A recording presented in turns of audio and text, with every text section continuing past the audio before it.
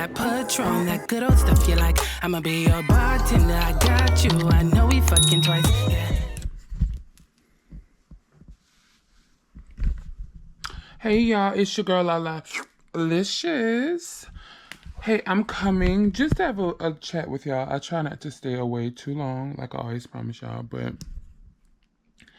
I'm working right now, and sometimes I just choose to work in my bed just to remind myself that, bitch, you work from home, and girl, bye. So, like, I probably will be just editing this video, like, really, really harshly. Like, you probably hear me talking, and I'll edit because I'll be getting called. Well, I won't get calls, but I make outbound calls to my patients. And so that's what I'll be doing today, is working and talking to y'all real quick. I wanted to say this because a lot of things was just kind of on my mind to talk about. And now I'm understanding, and I want to take the initiative when there are things that I'm thinking about, or I'm wanting to get out, or things that God is placing in me to say. I want to just turn on the camera, even if I have on like a night dress and just in my bed. My bed is not even fixed up, and just I woke up, just brushed my teeth, I clocked on or whatever, start working.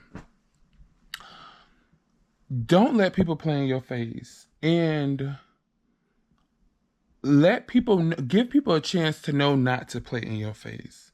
That's like me. What I love about me is, in my personality and my glow and my spiritual aura, is that you can't fuck with me. You know you can't play in my face. Like with me, it's I give you what you see is what you get. You know what I'm saying? Like, what I love about me is that either you're going to like me or you're just probably not going to like me at all. There's no like in between me. Either you just love me or you just don't really care for me. You know what I'm saying? Either you can take me or handle me or accept me with just everything, or you just kind of like, no, I'm good on her.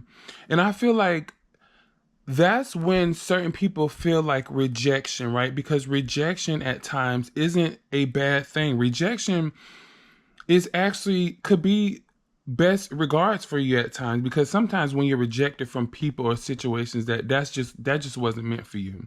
And I think we start to look at things like when you're rejected, that's a bad thing, and that you're a failure, and you can't move in certain spaces because of you not being good enough, right?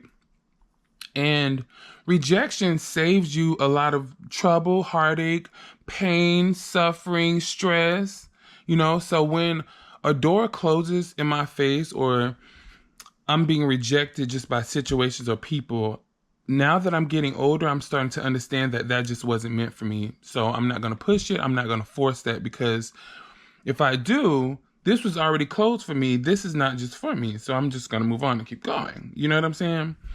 So just always remember that, as far as rejection, girl, let the children reject you. Let the people reject you. Let the doors close, because there's a bigger door. There's better people on the other side, baby. You have to just trust and have faith in yourself, I'm reading this book again. I haven't read this book in years. It's called Island of the Blue Dolphins. And I wanted to kind of tell y'all about this book. This book is really, really cool. I feel like this book reminds me of like the Americans, like the indigenous American as myself, like from America, not African American, but Black American. This girl is Indian, and she was left on an island and to fend for herself, and she only had dolphins. It just reminded me of like Florida for some reason. And I'm going to tell you the history behind this book and where I got this from. Hold on, let me take this call. The only difference between you and a millionaire, or you and someone that is successful, is just them working harder than you. That's just it. Them working harder than you, them being more consistent, them being headstrong on what they want and the outcome that they want to see. Okay, so with this book, me and my mom was staying in a house, and this house was owned by this this foreign guy, right? His name was Ricardo, but Ricardo, like how to say it in Spanish, and he was a really, really great guy. It was this lady named, and I don't know if Miss Jane is still living, but she was an older white lady, and she bought the house from the owner that owned the house, the Spanish guy. I think he was from somewhere over there, Salvador or something. I don't know, but she bought the house from the guy, and so they were in a middle in a certain time frame. They were like coexisting together on ownership of the house because we needed like certain stuff done. I know it was something going on with our roof, and we needed to have a certain repair done, with our roof. And excuse the dress. This is my night dress, y'all. Don't be thinking I be wearing the same shit over and over and over. This is my night dress. So we needed help with the roof. So we kind of build like a bond with the owner, the guy of the house. But when Miss Janie Boyd came, we had to start speaking to her, start talking to her. So we built this fantastic relationship with Miss Boyd. I never forget, she had a real estate company called Janie Boyd. I don't know if she's still alive or she's still there. Awesome lady in Florida. And it was, I never forget, it was one winter, me and my mom was so cold in the home. The house was a great house, but the roof, something was wrong with the roof, if I'm not mistaken. It wasn't like leaking or something. And then we had like insulation issues with the home because around wintertime it would just be super cold, and we would have and our heater just could not heat up the whole house because it was a nice size house. So we bought heaters, and then from that point we was like, oh no, we're not going to spend all this money because we was spending extra money for the heater. She came to us and she told us that, hey, I'll tell you what, I'll buy you guys bigger heaters, like individual heaters to like sit in your room, because at that point it was just so expensive, So at this point, we've made like a whole relationship with this lady.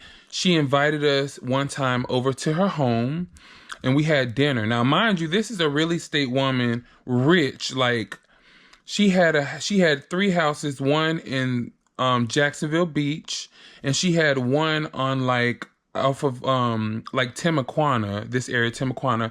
Beautiful 2-story lake house right by the lake. And she had another house, I think, in Ponte Vedra or something. But those were her personal houses. But she had others that she rented out, So she invited us over for dinner because we've built this bond, right? Make a long story short, she invited us for dinner, and we, of course, went back home. Great, beautiful home. We took plates and plates home. Just a beautiful experience, met all of her family. So we actually went back to her home because she told us that she was moving and that we can come over and see if we wanted some of the stuff, because her house was so huge, she was just going to throw everything away that she didn't want. So we were like, yeah. So we went over to her home, and she had a lower level in her home that we didn't know about, that we didn't go down. It wasn't like a basement, but it was like a basement with windows and a door and like a garage situation. It was just really nice, really set up, right? And that was kind of where the stuff was that she didn't want. And this was years ago, and this book was in there along with a book I never forget. And this is what sparked me to try to figure out my indigenous background, try to figure out like, who am I really? Like, what am I mixed with? Who am I, right? Like what kind of blood is it? Like, what's up, Because I always asked my mom, and she told me, she was like, you're Blackfoot Indian. Go ask your grandma, though, because she's so I asked my grandma. So she told me, like, I was Blackfoot Indian, and there was another one that she told me, but indigenous tribe from Florida. Oh, yeah, in Seminole. She told me Blackfoot Indian Seminole. My dad, on the other hand, if I'm not mistaken, he's Jamaican from what I got from him. So the books that I saw was a book like, it was this type of book, and it was a book that said colored people. Copper-colored Indian or copper-colored people. And then she had another book, and it says the Florida Seminoles, right? So at this point, I was a bit younger, so in my mind, I'm thinking the Seminoles was just like a football, so it took me through this whole rabbit hole of just who I was, who I am, and just the thought, and I say this to say that, is that it took a white woman for me to learn about myself and for me to understand certain things, because that was taken away from us. That opened my eyes so much. I took all of those books and I read them. And I think the other book is still up in my closet. I have to find it and I'll take a picture of it. An old book, when I tell you coffee stains on. And these were books that she educated herself on about the people that was indigenous to this land. She already knew what it was. I didn't know. My mom didn't know. So just to know that a lot of white people, elderly white people, know the history and know shit was done wrong. And it was as if, like, me and my mom, when we took those books, we had a conversation I'll never forget, and we read some of those books and we flipped those pages and we were baffled about the people that looked like me, my nose, my cheekbones, my copper colored skin. And hold on, y'all. Because baby, these people, hold on, always having system issues. This is why I say working from home is not all that is put up to. Because bitch, these motherfucking work at home situations, baby, girl. But I would rather this than a motherfucker standing over me saying, "Hey, what are you doing, Jayla?" Okay, I'll be right back. So, me and my mom, we went home, we read these books, we flipped through the pages, we looked, and we were just in fucking awe because, like, where are these books? How do you buy these books? Like, the library, like, I read and I do research and I have, these were the type of books that, baby, only a couple of these books was made. I'm gonna just say that because they had the type of tools that indigenous people use. They describe them as like how I am, like tall statue, curly hair, copper colored skin, cheekbones. Like they describe, and me and my mom, we looked at each other and it was at that point, it was kind of creepy to us because we understood it. And I'm going to explain it. It was creepy to the fact that we understood that she was kind of, I won't say obsessed, but she was kind of intrigued about these people. And here we are, these people, right? In her home. At this point, she paid our electricity bill 1 month. It was just so high. She paid that. She gave us a free month of rent. And it hit me and my mom by saying that she wanted to support us, you know? Maybe she felt sorry about what happened, and maybe she just wanted to, you know, support us and love on us because how this lady supported me and my mom, she knew it was just me and my mom. She knew I was staying with my mom, and my mom was staying, you know, like, because I'll pay my own bill my own way too, but she found that so fascinating that I was by my mom's side and I stuck with her, you know? And so I say that to say this is that all white people aren't bad, you know? All white people aren't out to get you. Some are. So we have some white people that's just like, yeah, damn, my ancestors got that shit wrong. And like, what can I do? You honestly have some white people, but the majority rules. So you have so many motherfuckers, white motherfuckers that just have so many evil intentions, are just so evil that sometimes you got to put all the motherfuckers in the same barrel, you know? And that's hard to do for me because I have encountered a lot of great white people. For instance, why I'm sitting at this job right now is because of a white woman believed in me. A white woman saw something in me that I could be great.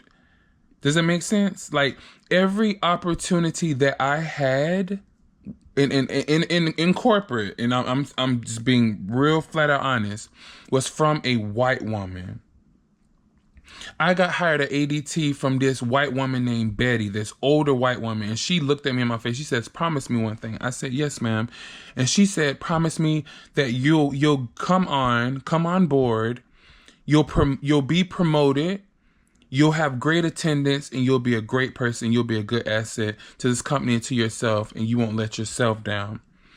I did everything I wrote all those things down. I promised her and I checked everything down that list. I became a manager, account manager, and everything, you know? So sometimes don't burn your bridges. You always have a diamond in a rough, an angel that's just looking at you, you know? And sometimes that angel, it doesn't matter with the color or the creed or the pronouns or whatever, like y'all so caught up in trans people being evil, gay people, you don't like gay boys and all. You never know who your angel is. You never know who you should be treating correctly, you know, and that could pass you up. You know, my godparents are Italian, you know, My god brother died when I think I was like 16, 17. He was working with my godparents, and they did carpet installation. And on the way back, there was a car crash, and his feet got stuck. He was sitting in the passenger side in the car. He burnt up to death, in the car. So that brought a lot of trauma, in my childhood, because that was my best friend. But he was white. They were white, So, I just want to tell my people is that it is hard for us, but just be a great person, because that's the test. The test is to see if you can hold on and just be a great person. And don't let motherfuckers run over you, because I'm the last person, but I'm telling you, I'm here telling you in your face as a seasoned girl, as a seasoned black trans woman, is that everybody not out to get you that don't look like you. The motherfuckers that look like you sometimes be the ones that's out to get you the most, okay? Because they see something in you and they know what you can be, and you could probably be more than them, So, just don't be judgmental. Walk the world with love. Understand that we all have different walks of life, and what I've been through, you probably ain't been through it. So I'm going to treat you a different way regarding, and just give people a chance, Hold on, let me. This one person wrote me and told me that they were happy they found my YouTube page, and that, I make a difference to them, and that is why I turn on this camera. That is my target. Like, when I tell y'all, that is what makes my day. Like, that's what keeps me going. I love those comments. I don't think, if it wasn't for those comments, I'd probably just be like, child, So I appreciate you guys who do comment and like my videos also. I know you guys understand that is big for me, like support. So even if you're a hating ass bitch and you're watching, baby, the views matter too. So thank you. You only got to really like it, And by the way, I don't know if you like my video or not. So you can discreetly like my shit, by the way. Okay. But this weekend should be really, really cool. It is Friday, August 30th, and it is currently 10:45 a.m. Like I said, I'm working right now. This weekend, I'm going to a trans event, and I'm going to vlog it. So I'm going to bring my camera, and I'm going to vlog it. After that, I'm planning on going to Piedmont Park and going to the Pride Festival. Woo! I cannot wait. It's free, and then I can also buy VIP if I want. So I'm just going to get out. I've been kind of in the house mostly because, I'm not driving right now, I don't have a car right now, and that's by choice. Okay, no shade. But so right now, I just found myself saving a lot of money. Me not having a car has opened so many doors for me, guys. It has made, I didn't know by having a car that I was so distracted in life. Like, my car was a big distraction. And now it's like I have did so many things within these 3 months that I have did within a year's time, because I don't have a car. So now I'm home. My house is super fucking clean. I don't know what to wipe and mop and clean down, because I do it every day. It's like when I'm bored, I clean. So now I'm trying different ventures. Like, I'm doing more YouTube videos. I'm trying to push that more. So of course I'm working on like more of a decorative backdrop or back display. I've ordered my PC, but then USPS couldn't deliver it. So I'm going to reorder it some other time. But I'm just trying to push better content for you guys, be a better streamer, be more professional at what I want to do, and just stay consistent. And this time has helped me so much. But we have incoming calls from the calls that we call people and leave messages, if that makes sense. But yeah, so I'm excited for the future, but this weekend should be really fun. So just be on the lookout for like a cute vlog. And then today when I get off, I'm going to record a video. I don't know if it's going to be Unpopular Theory or if it's going to be like a little sit down, let you know what's tea, let the girls know what's up. But the video that's coming really soon, it will be titled like my personal level up my personal level up in trans in corporate America, because I feel like it's very important for the young girlies who watch me to understand how to navigate in a workplace by being trans. I feel like that's very important, okay? And also, I just want y'all to understand like that it wasn't easy for me too. Like a lot of y'all look at me and be like, oh, how do you do this? How do you do that? How do you get there? Bitch, with practice, bitch, with fearlessness, honey. Like there's things I had to do that I did not want to do. There's things that I was so feared to do that I didn't do it. And when I finally did, I saw a positive outcome. So that's how I know the secret of just doing things that you fear, you know?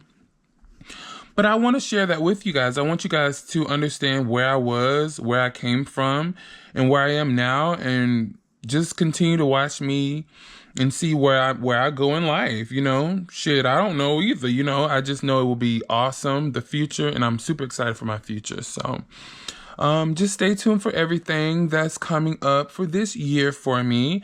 The One Music Fest is coming up in October, so I'm going to vlog a little bit of that. My best friend Jeremy is supposed to come in town, and I'm supposed to see a few other cool, awesome friends. Kai Sean from Jacksonville is coming, so I'm super excited. So all my handsome boys gonna be around me, bitch. I'm gonna be like, ah! So we supposed to go to Bulldogs and have fun and do our little ones and twos, okay? So I'm excited about that. But y'all, let me go because these motherfuckers drive me crazy. Have a good day. I love y'all. Enjoy y'all weekend. Stay safe. Use condoms. Ask questions. Bitch, grill motherfuckers. Ask for money. Get your toes done. Drink your water. Drink your water. Okay. Bye. Happy